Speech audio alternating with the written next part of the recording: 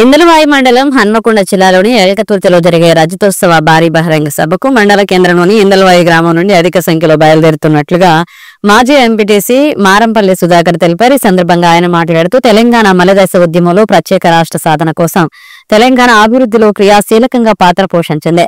ఈ కార్యక్రమంలో బీఆర్ఎస్ నాయకులు మాజీ బీఆర్ఎస్ గ్రామశాఖ అధ్యక్షుడు కాశీరాం, నామాల గంగాధర్, గంగదాస్, ముత్యపు గంగాప్రసాద్, మొచ్చే సాయిలు, బిక్కయి సాయిలు, గొల్ల గంగాధర్ పాల్గొన్నారు. కేసీఆర్ పెట్టడం జరిగింది. రాష్ట్ర ప్రజలందరూ కూడా కేసీఆర్ దాదాపు 15 నెలల నుంచి మాట్లాడే ఈ రోజు పులి బయటకు వస్తుంది. ఈ కేసీఆర్ గారు ఏం మాట్లాడదని చెప్పి రాష్ట్ర ప్రజలందరూ కూడా వెయిట్ చేస్తూ ఉన్నారు.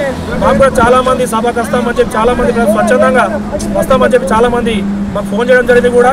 ఎందుకంటే చాలా లాంగ్ ఉందని చెప్పి చాలా మందికి మేము కొద్దిగా అర్థం అని చెప్పి అందరికీ వాళ్ళందరూ కూడా క్షమించాలని కోరుతూ రాష్ట్ర ప్రజలందరూ కేసీఆర్ గారు ఏం మాట్లాడతారు, కేసీఆర్ ఎప్పుడు వస్తారని టీవీలలో లైవ్ ఎప్పుడు వస్తారని చెప్పి ఉదయం సరే టీవీలో ముంగట్టున్నారు. కాబట్టి కేసీఆర్ ఏం మాట్లాడతారు, ప్రతిపక్షం పైన ఏం మాట్లాడతారు, బీజేపీ పైన ఏం మాట్లాడతారు, కేసీఆర్ కాస్త ఇంకేం చేస్తారని చెప్పి చాలా మంది ప్రజలు వెయిట్ చేస్తున్నారు.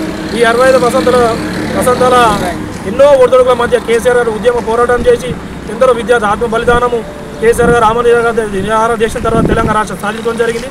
రాష్ట్రం సాధించిన తర్వాత 10 సంవత్సరాల్లో అనేకమైన అభివృద్ధి కార్యక్రమాలు చేపట్టిన కేసీఆర్ గారు. గతంలో చూసుకున్నట్టయితే 60 ఏళ్ల కింద ఎలాంటి అభివృద్ధి కార్యక్రమాలు లేవు.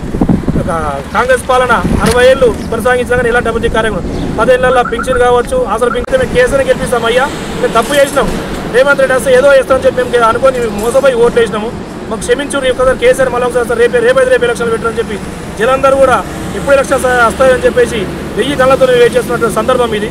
కేసీఆర్ గారు వస్తారమ్మా, ప్రతి ఒక్కరు కూడా ప్రజలందరూ కూడా కేసీఆర్ వస్తాడు, మళ్ళీ మన పాత రోజులు వస్తాయి. కాబట్టి ఎవరు కూడా ఆందోళన చెందిన అవసరం లేదు. మీ అందరూ కూడా కేసీఆర్ని ఆదరించి రాబోయే రోజుల్లో భారీ మెజారిటీతో తీసుకురావాలని చెప్పి అందరికి తెలియజేస్తూ కార్యకర్తలను కూడా విజయవంతంగా సభని ముందుకు తీసుకుపోతున్నందుకు అందరికి పేరు ధన్యవాదాలు తెలియజేసుకుంటూ జై తెలంగాణ.